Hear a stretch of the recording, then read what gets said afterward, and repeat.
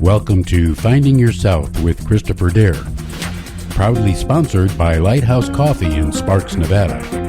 Now let's join Christopher for today's message. Hello, this is Christopher Dare. We're on Finding Yourself, and I am thankful you joined us today. You know, we're having a great conversation about communication, talking, all of the kind of things. And we've been talking about verbal communications, the first one we're talking about. And no matter what language you speak, habla español, English, or any of the other languages that are out there, which there are so many, it challenges you to make sure that you're ready to have that conversation. Now, there's nothing wrong with just having personal conversations with people, but there's still some rules to follow, even in social settings. And I talked about them in some of the last one we just recorded. But I want to encourage you, if it's something important to you that you tend to have passion about, make sure you know where you stand before you walk into that conversation. Now, sometimes it's not possible. Sometimes someone catches you unaware and something you're passionate about. And in that case, I challenge you to listen. If you're not ready to speak about it, then don't talk a lot about it. And the reason why that's important is because passion with ignorance, when you put that together, it will make you a fool. It'll make it to where it's difficult that people don't know what to do, because you tend to just say things that aren't true, or you find yourself copying people who you don't trust anyway. But when you study it and you know who you are, you know where you stand, and you know your passion, then it becomes more of like your eyewitness. Now, a great example, and I just say this is my perspective. And if I see something and I walked in the room from going outside and I just watched a car accident and a green car hit a blue car, and I walk in and I'm all, can you believe what happened? I was walking down the road and this car hit another car. It was green and blue and it looked like everyone lived, but that's my perspective. It's my eyewitness. I saw this, and if someone came in and said, Christopher, there was no accident outside, and I'd be all, what are you talking about? I just watched this accident happen. I'm an eyewitness to it. And something I know, I saw, I touched.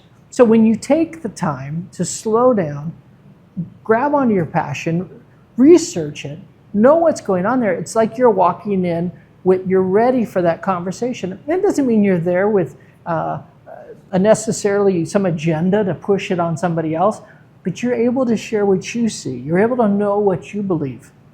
A lot of times I've watched people who, maybe they go to something because they care about children or they care about whatever activity that they're talking about, but they've not really studied it themselves. They just know that they care about it, but they're just repeating what other people have said. And when they do that, it's almost like standing on a foundation that's really weak. And what happens at that point is you feel like you're strong until somebody punctures a hole in one of your pieces of the foundation. Because you want to stand on what somebody said, and next thing you know, what you're standing on is really hollow because you don't know what you're talking about. I'm just repeating my friend, or I saw it on the news, or I just saw it over here. Now, it's hard to find good information these days. I'm not trying to tell you that's easy. But if I've learned anything right now in the dissertation classes I'm in, research. You got to know your stuff. At least do your best. It doesn't mean you're going to be right all the time. You're allowed to be passionate and not know everything, because welcome to our life. We don't know everything. But the fact that you tried to educate yourself will give you so much more confidence walking into a conversation. It'll make it to when you walk in and somebody says something that you can tell immediately they didn't do any research and they don't know who they are, because you're going to be a lot more confident than they are. You're going to walk in ready to speak about this thing, and they're not. So when you're at work, let's say you're getting ready to have a conversation with your boss about whatever it is. Well, don't walk in there without researching and knowing what is happening so you can share those things. Now with friends, this is one of the things, all times of leadership and verbalizing isn't amongst leadership style type things. Sometimes it's just talking to people in social settings. Again, you don't have to have all that information, but you still want to take time in life to figure out who you are. What do you believe? What matters to you and what does not? I mean, right now I see people arguing almost over everything.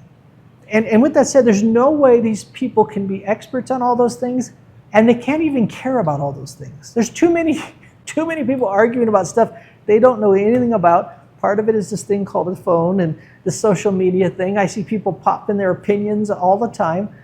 And there are things that I just don't have an opinion on or don't care about. Now, I know that might sound like I'm just a horrible human being, but I'm not. I'm just being very honest with you.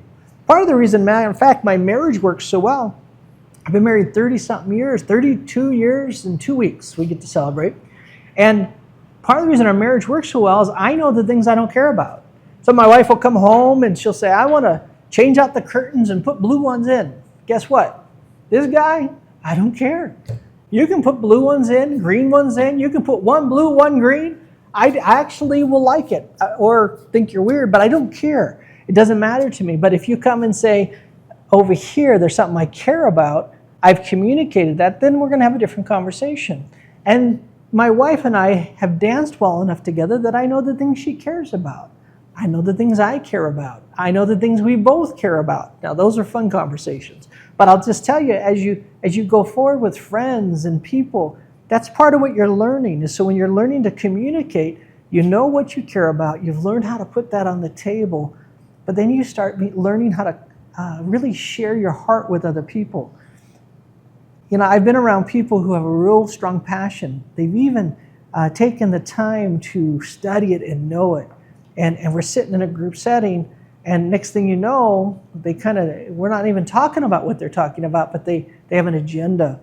And that's a hard place to be. So if you ever have something passionate you want to talk about, you should introduce that first. You should tell people, hey, do you mind getting together and have a cup of coffee? I really have something on my mind that I want to talk about, and I'd like your opinion on. Then they come ready to have this deep conversation with you.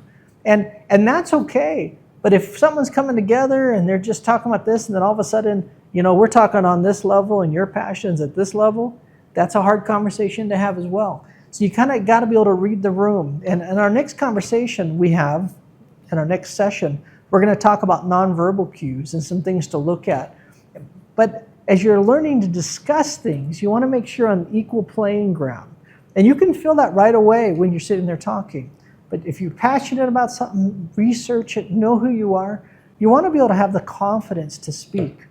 Now, the other thing that confidence brings, have you ever been around people who say a lot? Now, some people do it and it's a tick they have. That's rare though. A lot of times people use this word as a filler. And what they're doing at that moment is they're trying to fill the gap of what they don't know. They want to say it just right. And so they have a hard time speaking in front of people. I've actually taught people on speaking classes and how to do this in front of people. And we actually count the ums that people have. And it's interesting because people get so mad at themselves because they start catching themselves. But part of the reason that they is because they're over here thinking about it, and then they get up in front of people and they get stuck because they're just looking for the right word to say, trying to make sure they sound smart or whatever. But if you slow down and instead of worried about the words you're going to say, just paint the picture you've seen. You won't Example, let's say you just watched a car accident outside and you came in and you told me what you saw. This is your perspective. This is what you saw. I will bet you don't at all because you can see the picture in your mind. You knew that car was blue and that car was green, and you remember the noise that it made. And I rarely do I hear people at that point, because all you're doing is telling them what you've seen. You're not trying to impress them anymore. You're just trying to share what you saw, what your heart understood, and you're confident in what you're sharing. When you can have those kind of moments on a regular basis, public speaking gets a lot easier because you know what you're talking about. Those passions become important. Matter of fact, most people sitting around a table don't either. It's only when you put them in front of people that they That's an interesting thing that happens, but part of it is when you're sitting around a table, you tend to be more confident in what you're sharing. It's a little more safe. But the more you kind of get in front of people in the larger crowd, people get this lack of confidence sink in and you start questioning things.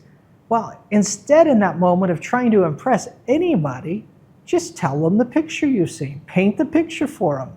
You know, I've preached sermons for large groups of people, small groups of people for 30 years. So just think of all the times I've been up speaking and sharing. And the only time I ever got nervous and really messed it up is when I saw someone in the crowd I wanted to impress. And I know that sounds horrible, this pastor admitting that he wanted to impress somebody in his teaching, but it happens, I'm human. And I had to get to this place where I stopped worrying about who was in the room and I just preached my sermon. I just painted the picture that God put on my heart. Or I walk into a business meeting and I just paint the picture that I see. Or I'm sitting up in a city council setting and I get up and I speak about what's seen, what I need to share. But I've done my research. I know what I'm talking about. Things to think about. Hopefully these different tidbits kind of give you some encouragement. But I hope you stop and slow down enough to study. Be confident in what you're talking about. God bless you. This is Christopher Dare. Finding Your South. Have a great day. Lighthouse Coffee, my favorite coffee.